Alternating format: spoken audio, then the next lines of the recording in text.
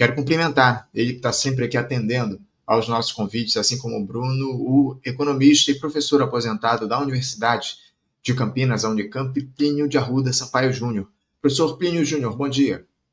Bom dia, Anderson. Sempre um prazer voltar ao Faixa Livre. Alegria nossa de receber aqui, como sempre, para fazer esse papo sobre política e também sobre economia, viu, Plínio? Porque a gente teve aí ao longo dos últimos dias notícias, enfim, declarações que chamaram muito atenção e merecem aqui uma análise mais aprofundada nossa no programa. Eu queria começar com esse anúncio aí do governo federal na semana passada de cortes no orçamento, na casa dos 31,3 bilhões de reais, divididos entre o contingenciamento de 20,7 bilhões e o bloqueio de 10,6 bilhões, que a gente já repercutiu, inclusive, de alguma forma, na última sexta-feira, na entrevista com o professor Milton aqui no nosso programa. O detalhamento dessas medidas, o Plínio, o detalhamento dos cortes, ele vai ser feito essa semana, ao longo dos próximos dias. É mais uma iniciativa aí da equipe econômica para preservar o arcabouço fiscal e as suas regras. O ministro Fernando Haddad, ao lado da Simone Tebet, disse que essa medida foi tomada principalmente por conta do aumento dos gastos do governo com Previdência, que teriam subido 15,6 bilhões de reais, além do previsto esse ano de 2025, além do próprio benefício de prestação continuada. Veja só, o BPC, uma alta da ordem de 2,8 bilhões de reais esse ano.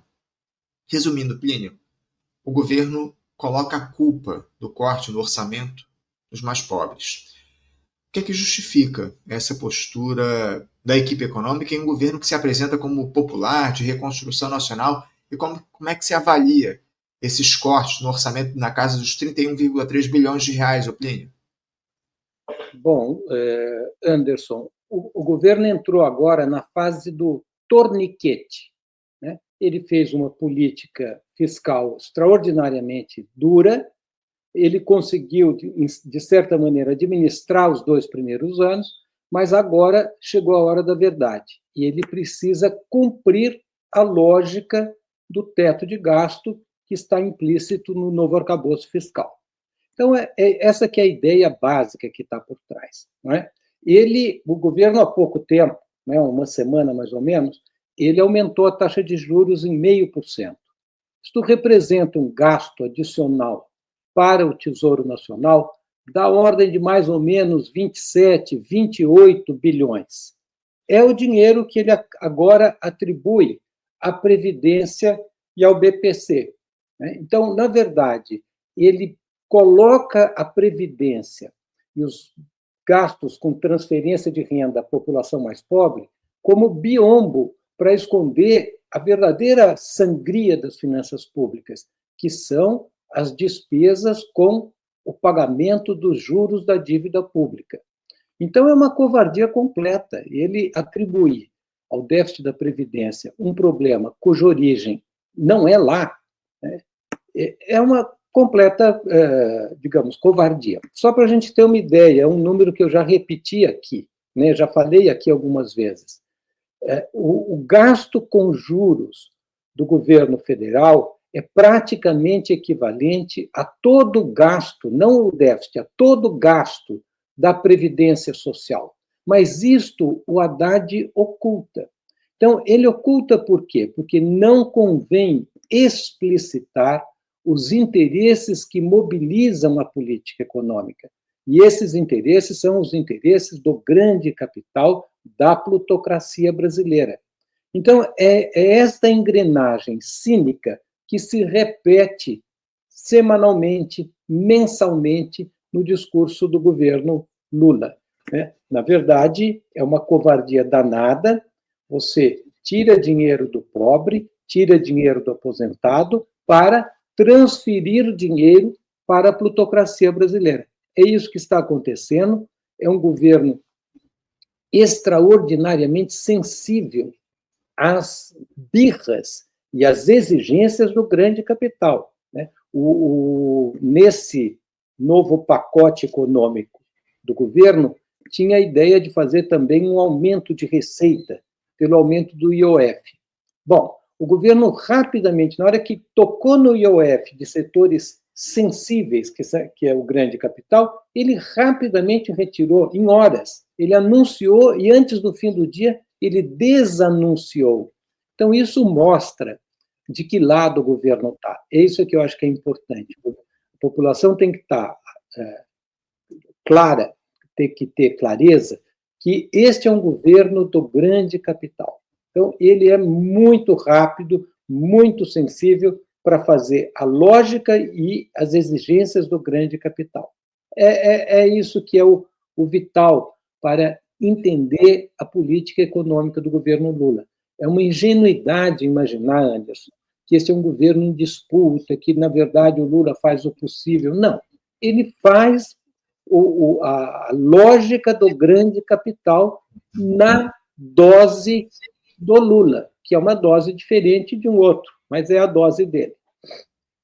Ô, Plínio, o governo alega, né, ou justifica esses cortes que eu citei ainda há pouco, como eu disse, inclusive, que vão ser pormenorizados ao longo dos próximos dias. Foi anunciado apenas o total desses cortes, desses contingenciamentos, enfim, fala-se em contingenciamento, em bloqueio, mas a gente sabe muito bem que isso é corte, né? Enfim, o governo justifica esses cortes apontando dificuldades de arrecadação. Eu acho que seria o caso de perguntar, acima de tudo, arrecadar de quem, né, Plínio? Porque se os mais ricos continuam blindados, seja aí pela renúncia fiscal, seja pela manutenção dessa estrutura regressiva de impostos que a gente tem aqui no nosso país, a gente não está diante, acima de tudo, de uma escolha de classe, não de um impasse técnico? Sem dúvida nenhuma, Anderson, porque você pega, o governo diz, não posso cobrar imposto do ricão, não posso cobrar imposto do capital, não posso tirar isenção fiscal das grandes empresas, que é uma sangria de dinheiro. Bom, e não posso cortar nenhum tipo de despesa financeira. Bom, então o que sobra? Sobra taxar a população e cortar gasto. Porque você monta uma equação onde o único resultado possível desta equação é reduzir o gasto público. E é este, na verdade, o espírito, a filosofia do novo arcabouço fiscal, que é a filosofia do teto de gasto, que é a filosofia não do ajuste fiscal, é a filosofia do Estado mínimo. O que a política econômica está fazendo é uma progressiva diminuição da participação do gasto público no PIB. Né? Então, é uma diminuição gradativa, mas progressiva, da presença do Estado na economia brasileira. Então, esse é o espírito. E o Haddad, ele não é bobo, ele não é tonto, ele não é um grande economista, mas ele tem gente do lado que está explicando para ele o que está acontecendo. Ele sabe perfeitamente o que ele está fazendo. Ele está cumprindo o desiderato da filosofia do Estado mínimo. Então, é isto. Né? Ele se montou uma equação onde a única maneira de resolver isso é diminuindo o gasto público. Agora foi um corte, né?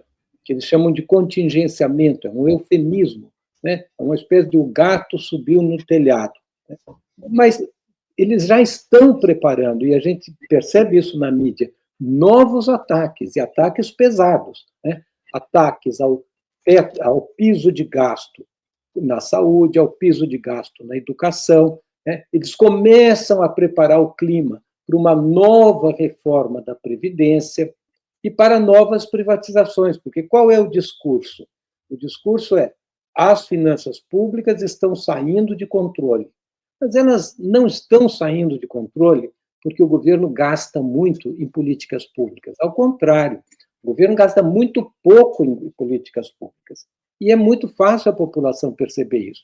É só ir num posto de saúde, é só ir numa escola pública, é só ver como é que está a situação urbana de cada cidade grande. Né? Então, não é que gasta muito, ele gasta muito com despesas financeiras, né, referentes à política monetária e à administração da dívida pública.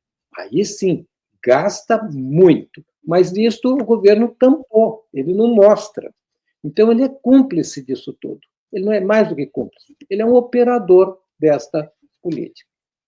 Esse aqui é o detalhe, é um operador dessa política, como você muito bem traz para a gente. Agora, o Plínio, chama a atenção declarações que o Haddad e o Gabriel Galípolo, presidente do Banco Central, deram esse fim de semana. Não sei se você chegou a ler. Enfim, o ex-prefeito de São Paulo, eu vou até colocar aqui na tela, numa entrevista que ele leu para o jornal Globo, se eu não me engano, o jornal Globo, até está aí na tela para vocês, o recorte que eu fiz do jornal, onde ele diz que a manutenção do arcabouço fiscal depende muito mais do Congresso do que do governo. Está aí, o ajuste fiscal depende muito mais do Congresso, deixando claro o comprometimento aí do Palácio Planalto com o corte de investimentos públicos. Já o banqueiro, o Gabriel Galípolo, como eu sei aqui, eu vou botar aqui na tela uma matéria da revista, uma matéria vinda da grande imprensa também, até aí da Veja, na verdade, né? O Galípolo, ele disse que, entre outros, né, está aí no título, todo mundo precisa louvar e reconhecer a correção da rota sobre o IOF. O Galípolo disse, ele classificou essa medida aí de derrubada da iniciativa que aumentava o imposto sobre operações financeiras, o IOF, para quem movimenta recursos do exterior, logo depois do seu anúncio, na semana passada, na sexta-feira, quem acompanhou aqui esse anúncio, aliás, na quinta-feira, quem acompanhou esses anúncios sabem bem que o governo primeiro fez ali o anúncio sobre o aumento do IOF para 3,8%, se eu não estou enganado, ou 3,5%, e depois recuou nessa medida. O Galípolo classificou essa iniciativa do governo como democrata. Classificou o Haddad como democrata ao ter ouvido o mercado financeiro e ter deixado essa medida de lado. A pergunta é a seguinte, Plínio, democracia para quem? Olha, Anderson, essa operação do IOF do governo federal e essa declaração do Galípolo me lembra aquela frase do Guimarães Rosa, atarefadinho, caprichando de secão. Então, na verdade, é um governo atarefado para atender às exigências do mercado financeiro. Então, é isso que faz o governo. Ele toma uma medida tímida para compensar parcialmente, né, o buraco nas contas públicas que eles mesmos criaram, que eles mesmos formularam, porque eles é que estabeleceram a meta de déficit zero sem nenhuma necessidade. Então, ele cria esse problema para poder, para depois justificar, digamos, o recuo porque pegou mal no mercado financeiro. Então, o que a população tem que entender é o seguinte: isto é uma ação do Estado brasileiro. O governo ele pode dar o tom dentro do Estado brasileiro. Então, quando ele diz a culpa é do Congresso, não. É o Estado brasileiro, Congresso, Judiciário e Executivo, que estão numa correlação de forças de ataque aos direitos dos trabalhadores, de ataque ao meio ambiente e de ataque à soberania brasileira. Então, e nisso eles dividem funções. Eu me lembro que logo no começo do governo Lula, o Haddad aventou a hipótese de tributar grandes fortunas. O Arthur Lira imediatamente falou, olha, não acho que seja conveniente, é melhor discutir a reforma administrativa. Então, já retaliou rapidamente. Então, há uma divisão de tarefa entre executivo, legislativo e judiciário para fazer a máquina de ataques aos direitos dos trabalhadores, ataque ao meio ambiente e ataque à soberania nacional funcionar. E por que tantos ataques? Porque, na verdade, nós estamos vivendo uma crise do capitalismo, uma crise profunda. É importante colocar o Brasil dentro do conjunto e dentro do movimento histórico e nunca perder de vista a perspectiva da luta de classes. Então, é uma crise. Como é que o capital administra a crise? Ele administra a crise e ele eventualmente supera a crise atacando os trabalhadores, o meio ambiente e a soberania nacional. Isso é o que a gente está vendo no mundo inteiro. E isso chega no Brasil, que é uma economia extraordinariamente frágil, que está na periferia do sistema. Então, ele chega e é isso que está se operando. São ataques sistemáticos. Então, quando se faz corte de gasto público, ele é apresentado como uma defesa das finanças públicas. Não. Ele é, na verdade, um ataque aos direitos dos trabalhadores, o direito a ter políticas públicas. Agora, nós vimos a semana passada, o liberou geral, né, no licenciamento ambiental. Então, é um ataque ao meio ambiente. Né? Agora, você vê a conspiração contra o Correio, que é para justificar uma privatização. Então, é assim que o governo faz. Né? Como não pode aumentar o imposto da plutocracia, tirar privilégios da burocracia, da plutocracia, como não é possível mexer nos juros. Então, o que sobra? Corte de gasto, privatização, é o que sobra. E, eventualmente, aumento do imposto do trabalhador e da classe média.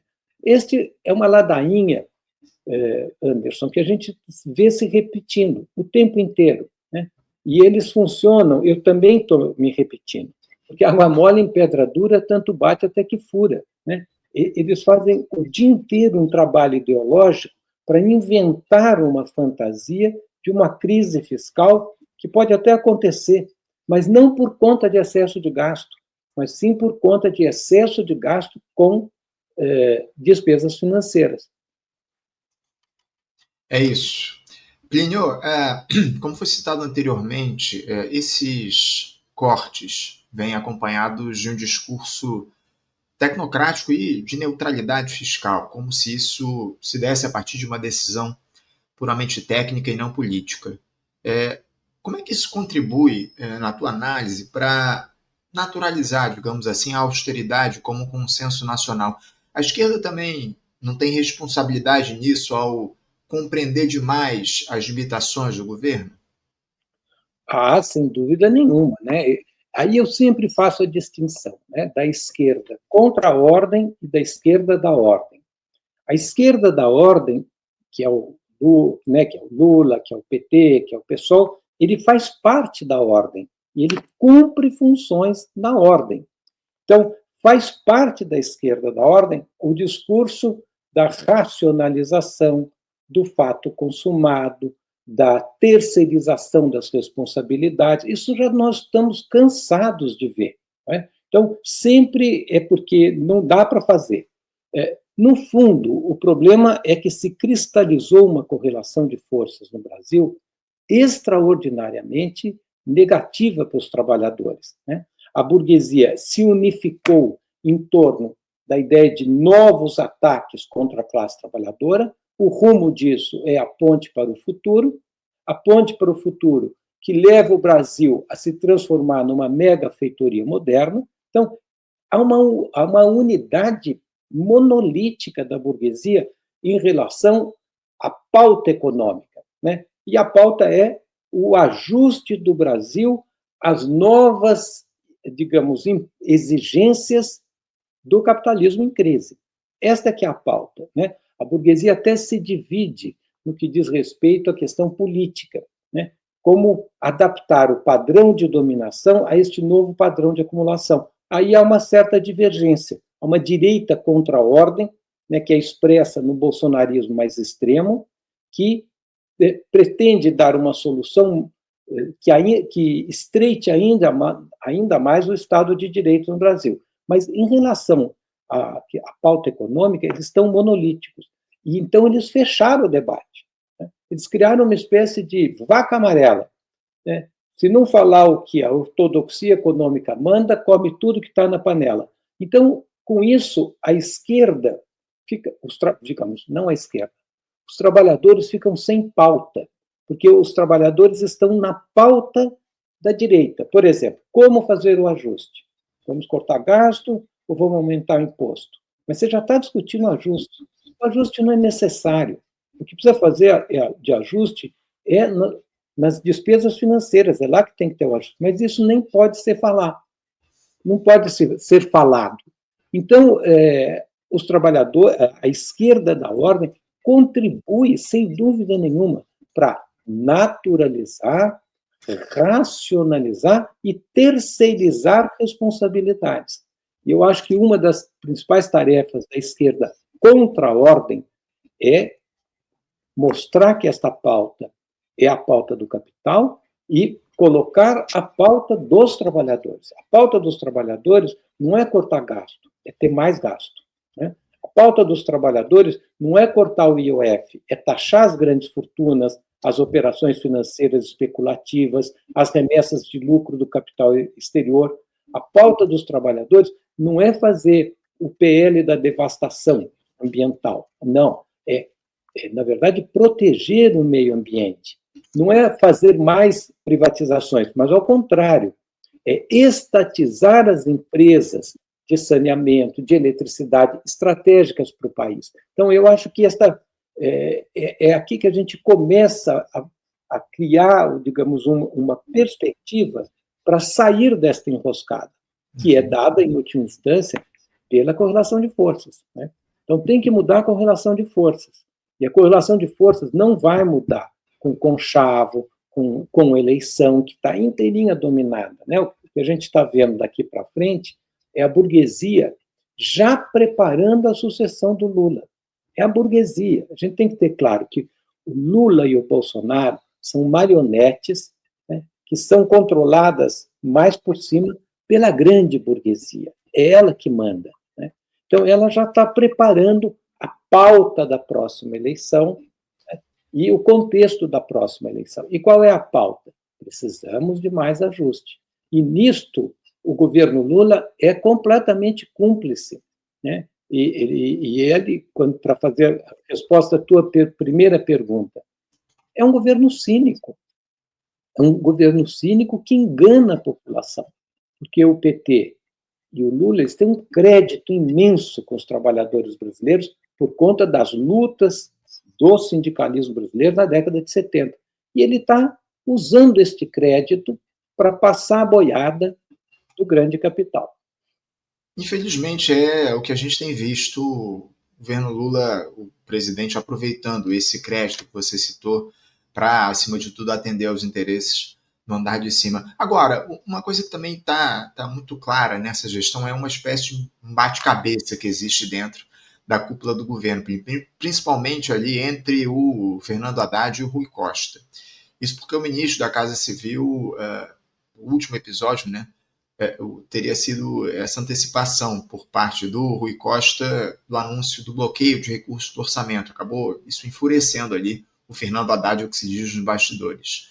Só mais um capítulo nessa disputa entre eles. Além disso, há esse vai e volta de decisões, né, Alpinho, que eu citei ainda há pouco, envolvendo o IOF sobre aplicações de fundos brasileiros no exterior e remessas internacionais para investimentos. O governo anunciou e logo depois revogou a medida por conta da grita do mercado.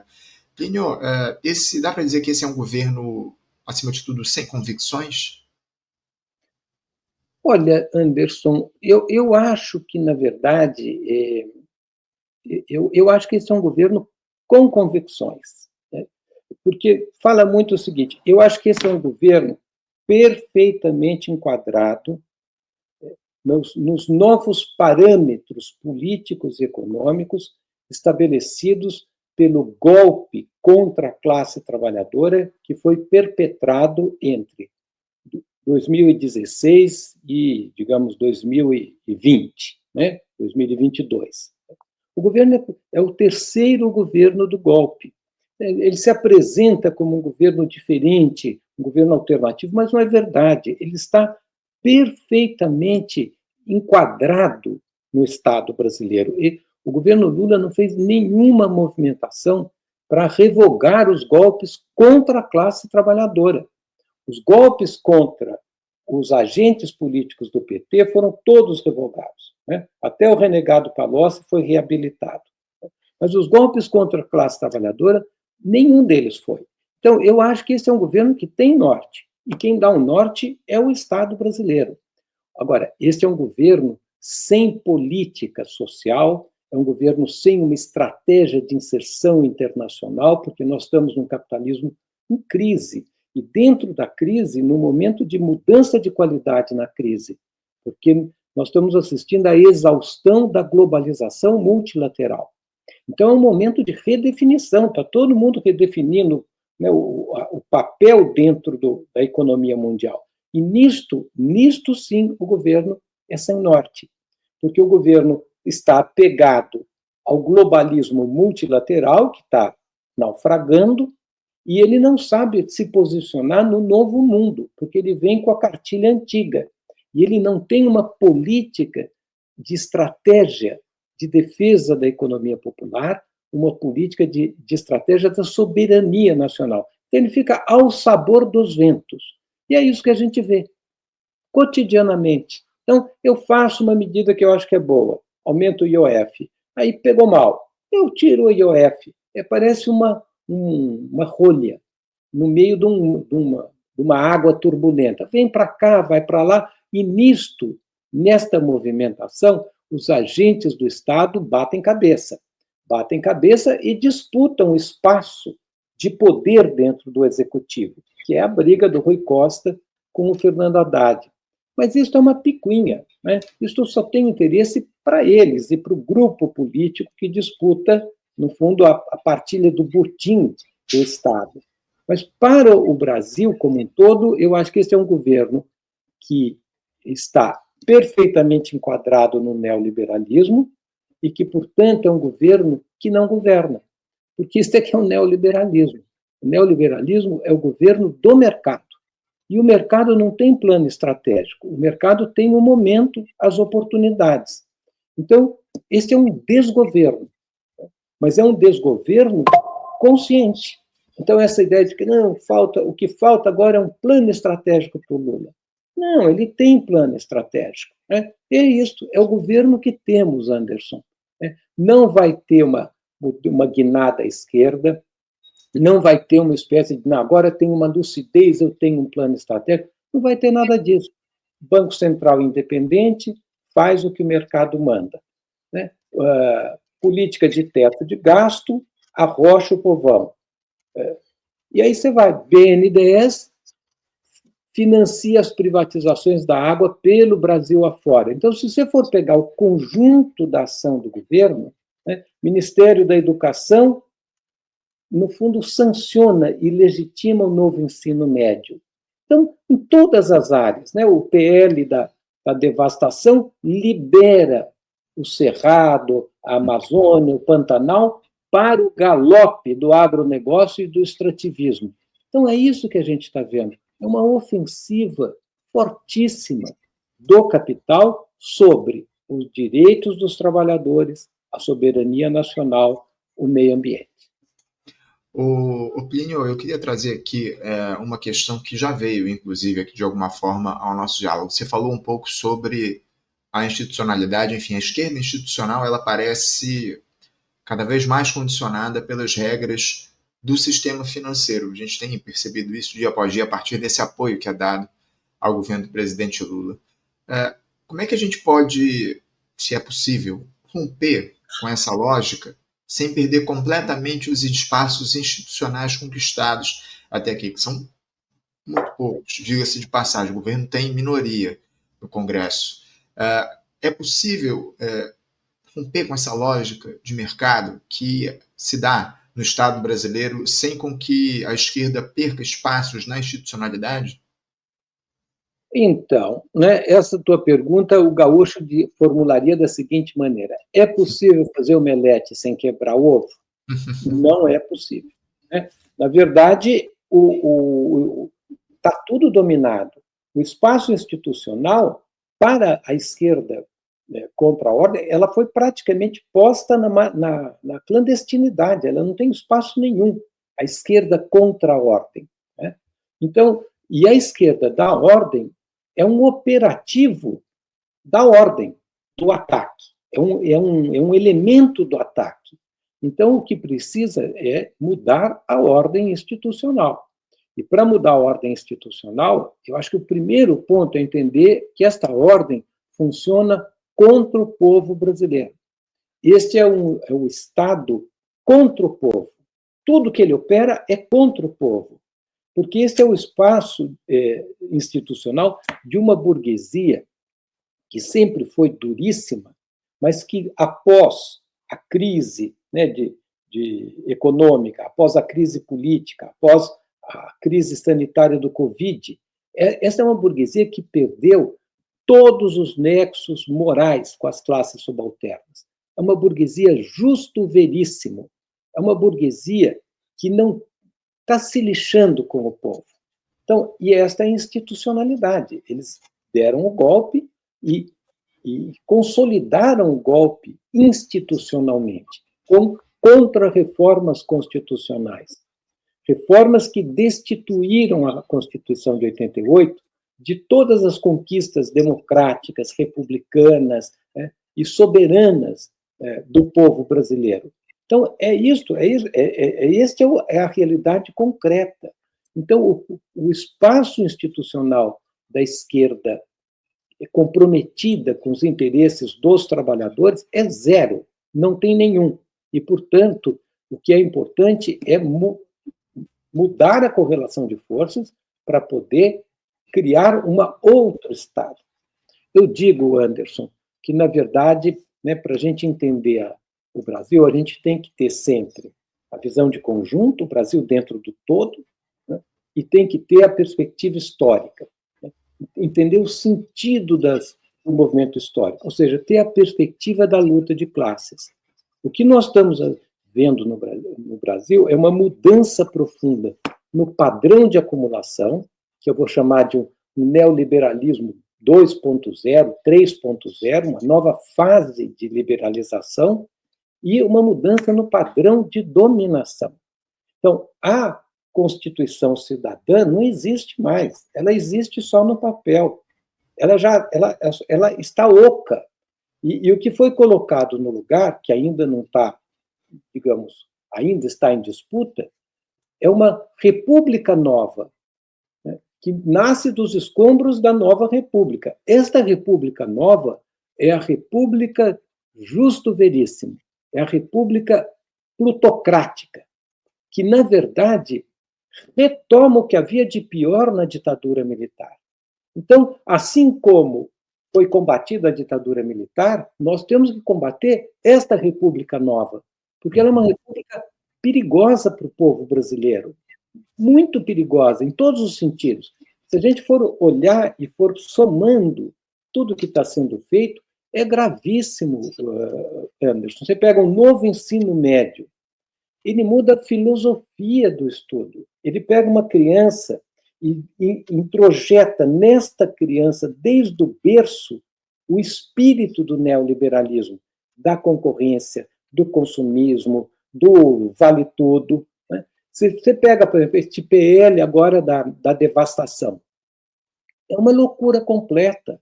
Aí você libera a prospecção de petróleo na foz do Amazonas. Se a gente for somando tudo isso, você vai compor um quadro que é um quadro gravíssimo. E é isso que a gente tem que fazer. A burguesia vai fracionando, vai naturalizando, vai escondendo as coisas. Nós temos que mostrar o conjunto, porque este conjunto é grave. E com isso, o que eu digo é o seguinte: nós temos que mudar a correlação de forças. Como é que muda a correlação de forças? Tem que mobilizar a população. Como é que mobiliza a população? O ponto de partida, né?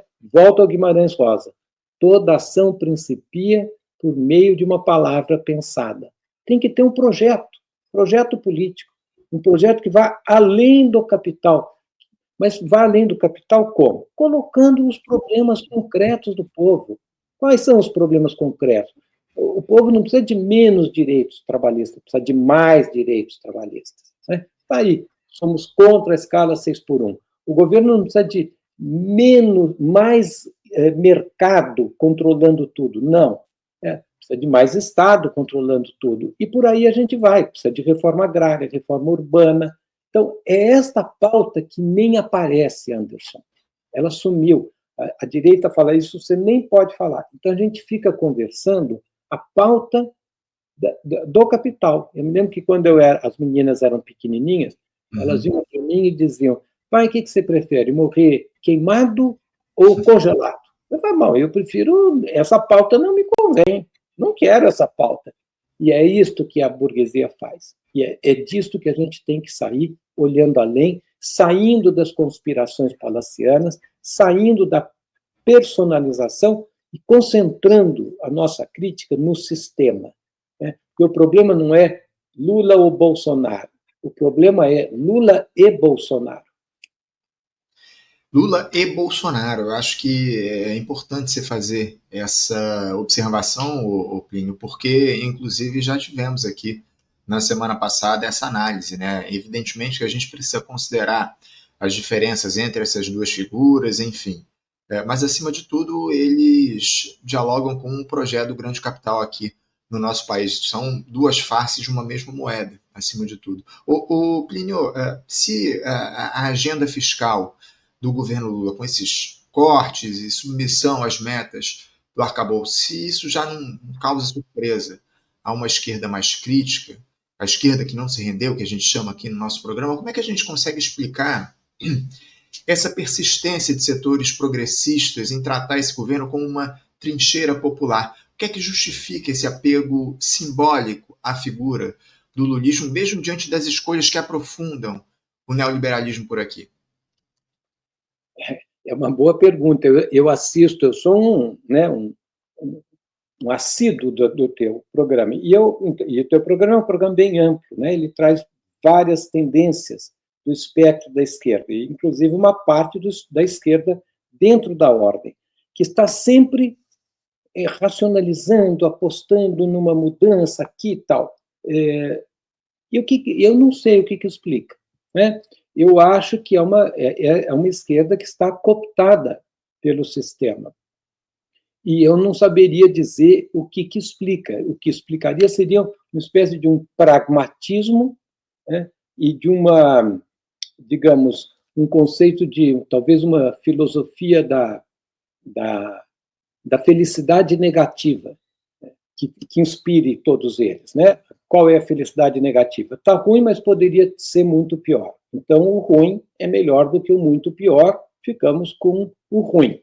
Né? E você, no fundo, glamoriza o ruim. Você acaba, no fundo, dizendo, puxa, que bom que o Haddad fez um corte de 30, porque se fosse o Guedes, seria de 60. Então, é uma tremenda vitória. É uma racionalização. O que explica isso, eu acho que, em última instância, é a letargia da classe trabalhadora. Né? No fundo, a pouca pressão da classe como um todo. E o que explica a pouca pressão da classe como um todo é que a classe está desarmada. Ela está desarmada do ponto de vista ideológico, que ela não tem um projeto alternativo, né, que seria o comunismo, que seria ir além do capital, a igualdade substantiva. Isto não chega na classe. Né? E ela não tem organizações, porque as organizações foram cooptadas pelo sistema. Né? O sistema, a burguesia brasileira, ela funciona com duas movimentações: a cooptação, e quem não é, perdão, quem não é cooptado é esmagado, é simplesmente marginalizado. Então, eu acho que o pânico de ser marginalizado, de ser esmagado, acaba, digamos, levando para a linha de menor resistência, que é uma espécie de cooptação dentro do sistema.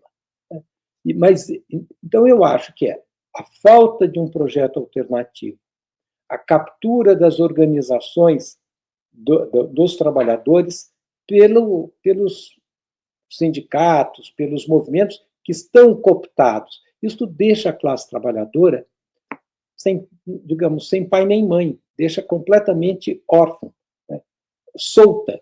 E é nisto que a ultradireita aposta, porque a ultradireita pega esta massa que está frustrada, ressentida, desesperada, procurando um outro caminho, e na falta de caminho acaba sendo capturada pela ultradireita, que tem um discurso revolucionário, um discurso antissistêmico, embora ela seja, digamos, o núcleo duro do sistema, que é uma ironia. E não é um problema só brasileiro, né, Anderson? Este é um problema mundial. Né? A burguesia conseguiu neutralizar a crítica anticapitalista. Então, eu acho que, em última instância, é esta, digamos, incapacidade de transformar a insatisfação da população em força política que cria um vazio e que permite este tipo de racionalização, né, que, no fundo, está pululando pela esquerda da ordem, porque eu vejo de várias maneiras, eu não vou... A própria semana passada, são pessoas muito articuladas e fazem, e tem as várias alternativas, a B, sempre tem umas alternativas, mas, no fundo, é tudo enquadrado dentro da ordem. Né? Você não enxerga além, você não vai além. E só para concluir, em parte, Anderson, porque nós estamos num momento da civilização muito complexo, e porque a tarefa que está posta para ir além do capital é a tarefa da revolução. E essa é uma tarefa hercúlea, e talvez o tamanho dela seja tão grande que as pessoas olham e falam, bom, é muito grande isso, então vamos fazer o mal menor, já é um bem. Né? Mas eu acho que nós vamos passar, no período que segue, vem pela frente, por catástrofes atrás de catástrofes, porque nós estamos no capitalismo da catástrofe social, da catástrofe econômica, da catástrofe ambiental e da guerra. Esse é o capitalismo concreto. Né? Por isso é que Gaza é tão importante. Né? Porque lá nós estamos vendo um pouquinho do que o capitalismo é capaz, mas nós também estamos vendo do que o ser humano é capaz, da capacidade de luta, de resistência do ser humano. Então, nós temos que começar a plantar o novo, porque, no fundo, é uma trajetória descendente do capitalismo. Né? E esses ataques não são, né, um ataque que depois vai cessar. É um, depois é outro, porque como é que o capitalismo contemporâneo, que é o capitalismo do neoliberalismo, como é que ele resolve as crises? Mais neoliberalismo, mais neoliberalismo. E a gente está vendo isso, né? Qual é o projeto burguês? Um anarcocapitalismo. O capitalismo é o neoliberalismo na última potência. Então, quanto antes a gente conseguir plantar, né, o germe da revolução, da alternativa, das mudanças profundas que nós vamos ter que fazer, melhor, porque menor será o sofrimento de todos nós. Plínio, e qual seria o novo diante desse cenário onde a gente tem um discurso mais ligado à esquerda que é defenestrado pela ampla maioria dos setores da nossa sociedade, a grande imprensa, enfim. Como é que a gente pode trazer esse novo e fomentar esse discurso de que o capitalismo, acima de tudo, ele está em decadência e a gente precisa mudar essa lógica? Olha, é uma pergunta bem, bem complexa a tua, né, Anderson? Mas eu acho que é o primeiro, mostrando a realidade, porque a realidade está se impondo. As catástrofes ambientais, elas vêm, elas são recorrentes, elas voltam, elas são cada vez mais intensas. Né? Nós estamos vivendo, eu vejo aqui no teu programa, né, o Pedro Aranha, o Renato Cinco, nós estamos vivendo o colapso ambiental. Então, nós temos que mostrar a realidade. Nós estamos vivendo um capitalismo que é uma máquina de concentração de renda e de riqueza. E é uma máquina, né, progressiva de concentração. Então, primeira questão é mostrar a realidade, tal como ela é. Segundo, é mostrar a causa disto. A causa disto não é o mercado, não é o Estado e o mercado. Não é o Bolsonaro ou é o Lula e o Bolsonaro, é o establishment. Então, o sistema precisa mudar. Bom, muda para onde? Muda para além da lógica do capital, além do capital. Então, agora, isso pode parecer uma coisa assim abstrata, mas isso tem que casar com lutas concretas, que é lutas por direitos já. Não depois de amanhã, não nas calendas gregas, já. Direitos contra a escala 6x1, reforma agrária já, né? Proteção do meio ambiente já. Então, direito das nações indígenas já. Então, eu acho que tem que ter um horizonte, que é o horizonte do além do capital, o horizonte do comunismo, mas não é uma coisa abstrata, é já. Né? Porque se as demandas forem colocadas, as demandas do povo são muito claras. Né? Então, moradia já, desapropriação de imóveis não estão sendo usados, já. Né? Não minha casa, minha vida, que vai a conta-gota, né, alimentando movimentos sociais para poder dar casinha. Não, é já. Então, eu acho que é esta movimentação, é em direção a isto que a gente deve caminhar, porque é o concreto. Né? No fundo, o povo está numa luta pela sobrevivência. A esquerda contra a ordem tem que se engajar nesta luta, pensando o concreto, a sobrevivência imediata, as demandas imediatas, mas o horizonte, para não ter ilusão de que seria capaz de ter um capitalismo menos selvagem. Ao contrário, nós estamos tendo um capitalismo cada vez mais selvagem. Isto vale para o centro, imagina para a periferia. Porque qual é o movimento do Brasil, Anderson? É um movimento de reversão neocolonial, de destituição de todas as conquistas democráticas, republicanas, soberanas. Então, você diz, o que vai sobrar? Vai sobrar o salve-se quem puder. Então, é isso que a população tem que ter claro, para ela poder falar, eu não tenho alternativa, eu tenho que lutar. E eu tenho que criar instrumentos. E esses instrumentos não podem estar capturados pela institucionalidade, porque a institucionalidade está tudo controlado. Sem dúvida alguma, está tudo controlado, como você traz para a gente. Plínio, a gente tem falado muito sobre, enfim, essa questão relativa à agenda econômica, enfim. Ao priorizar o cumprimento das metas fiscais em detrimento do investimento social, o governo, de alguma forma, Plínio, ele não reafirma que os pobres devem esperar melhorar a arrecadação para ter acesso a direitos básicos? Isso não é, digamos assim, o avesso de justiça social, de fato? Sem dúvida nenhuma. Né? O novo arcabouço fiscal é o que eu brinco, né? É o arcabouço fiscal justo veríssimo. Este é um Estado contra o povo. A política monetária é contra o povo. A política fiscal é contra o povo. A política de crédito do banco do BNDES é contra o povo. Então, a gente tem que entender, né, a política da educação, do Ministério da Educação, é contra as nossas crianças. Então, é isto que a população tem que entender. Se diz, mas está um pouco exagerado. Não, não está exagerado. Né? Então, não se deve esperar nada, porque o que o governo faz com a política pública é uma política de clientelismo.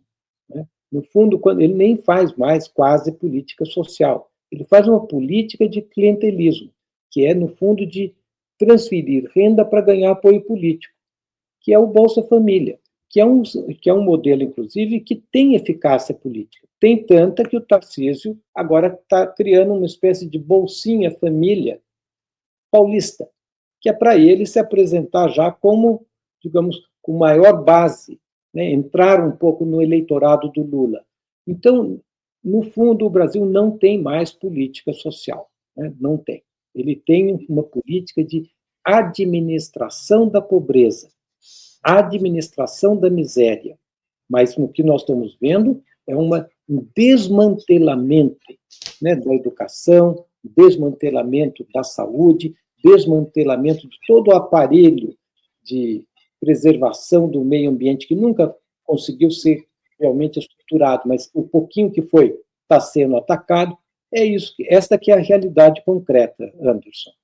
Você falou sobre esse desmantelamento da educação, da saúde, enfim, a gente até fez um debate aqui recentemente no programa sobre o papel da universidade na construção do Estado Nacional. Aliás, falar em economia também, para o tema base aqui do nosso papo, a gente vai fazer na próxima sexta-feira. Eu já quero deixar o convite aqui para os nossos espectadores, um debate de altíssimo nível sobre economia, aqui com as presenças do professor Nildo Ourix e do Davi Decache, economista também, assessor lá na Câmara dos Deputados, enfim.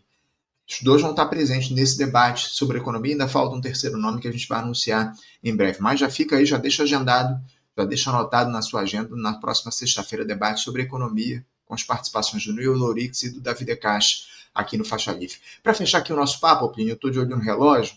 Eu conversei com o Breno Altman, jornalista, aqui na última semana, e ele citou que o PT, o Partido dos Trabalhadores, viveria um processo inconcluso de transformismo. Foi exatamente essas palavras que ele usou aqui para classificar o PT. Ressaltou que os partidos não são eternos, enfim, citou inclusive os problemas que o PCB teve ao longo da história e fez com que o partido perdesse força, enfim. O que é que a gente pode, fazendo uma análise mais específica a respeito do PT, o que é que a gente pode esperar para o futuro próximo do partido diante dessa situação envolvendo, enfim, as disputas que há dentro do PT, que caminha aí a passos largos para a direita, né, Plínio? Sem dúvida nenhuma. Eu vi o programa do Breno, que é uma pessoa que eu quero bem e que é muito articulada, mas eu tenho uma visão bem distinta dele do que é o PT. Né? O PT não fez um transformismo inconcluso. Ele fez um transformismo radical. Está perfeitamente concluído. Isto não quer dizer que não exista dentro do PT grupos que sejam críticos do capitalismo. Tem, mas são minoritários, não, né, e eles ficam ali, no fundo, como uma espécie de trincheira de sobrevivência. Não tenho para onde ir, não vejo nenhuma alternativa, fico por aqui. Mas eles não têm nenhuma influência no rumo do partido. O partido fez uma opção para mergulhar na institucionalidade. E a institucionalidade burguesa, ela cobra preço e ela cobra lealdades. Então, este é o PT, e entre outros, tem o padrão de financiamento destes partidos, que nós vimos na Lava Jato. Né? A Lava Jato foi uma experiência interessante, porque ela fez uma investigação de como funciona o PT. Né? Claro que foi parcial, porque ela só fez do PT. Né? Nós vemos o WhatsApp ali do Moro, quando falava do Fernando Henrique, ele falou, não, PSDB, Fernando Henrique, não interessa, não vamos examinar. Mas a radiografia que a Lava Jato fez não é incorreta. O que ele mostra? Ele mostrou como funciona o intestino, né, grosso da burguesia, a promiscuidade absoluta do capital com o partido. Eu concordo que isto não é privilégio do PT, isto é a condição, o requisito, a premissa para que os partidos possam participar da primeira divisão da política brasileira. Né? Então, esta, digamos, promiscuidade entre o público e o privado que, em última instância, controla o público, né? Que submete o PT à lógica do grande capital. E isso é absolutamente evidente na ação do governo. É evidente, por exemplo, na atitude na sensibilidade do Haddad em voltar atrás na política do IOF semana passada, para pegar um exemplo recente. Então, é isto que controla a vida do partido. Não é o PED, até porque o PED já está controlado pelo grau de financiamento de cada candidato. Então, eu acho que é uma ingenuidade total. Eu vi a argumentação do Breno, mas ele é um homem brilhante, ele argumenta bem, ele puxa argumentos para cá, argumentos para lá, mas com toda sinceridade, porque o Breno se apresenta como um homem muito pragmático, um homem que é o seguinte, olha, eu não estou sonhando, eu estou trabalhando com a realidade tal como ela é, com os dados da correlação de forças e tal. Sim, mas ele abstraiu exatamente a influência do grande capital no funcionamento do PT. Este é um dado da realidade. Né? E este dado é que acabou transformando o PT, que se apresentava como um partido contra a ordem, num partido estratégico da ordem. Tão estratégico que, quando ele foi posto à margem A burguesia percebeu, falou, não, bobagem, vamos reabilitá-lo. E ele foi rapidamente reabilitado. E ele, só para encerrar, e ele cumpre funções importantes, né? A função, por exemplo, de criar esperança. Agora que o Lula resolve, nós estamos vendo, não resolve, não vai ter picanha e não vai segurar a ultradireita, né? Legitimar o sistema não funciona, está deslegitimando o sistema, porque a frustração da população é total. Desmobilizar a população está funcionando, né? Porque o trabalhador está completamente desmobilizado, é só ver como foi o 1º de maio. E evitar a qualquer custo uma esquerda contra a ordem, porque o PT acaba, como ele usa o prestígio que ele ganhou dentro da massa, a massa confia no Lula. E é difícil você quebrar esta bolha. Será quebrada pela pedagogia da catástrofe, né? Pela decepção atrás de decepção. Mas há um custo social, humano, enorme. Então, eu acho que essa ideia que uma hora o PT vai, eu vejo o Breno, eu vejo o Genuíno, tem vários que aparecem com essa ladainha, mas eu acho que o PT não está caminhando para isso, ao contrário, está se afundando cada vez mais no pântano. Tá certo. Professor Plínio de Arruda Sampaio Júnior, eu quero agradecer demais a sua participação com a gente aqui no Faixa Livre hoje. Muito obrigado pela sua presença. Aproveito e te desejo aí uma boa semana de trabalho e deixo meu abraço forte. Obrigado, Anderson. Sempre uma alegria poder assistir teu programa e participar do programa. Forte abraço a todos. Abraço forte. Até a próxima. Conversamos aqui com Plínio de Arruda Sampaio Júnior. Ele que é economista e professor aposentado da Universidade de Campinas, a Unicamp,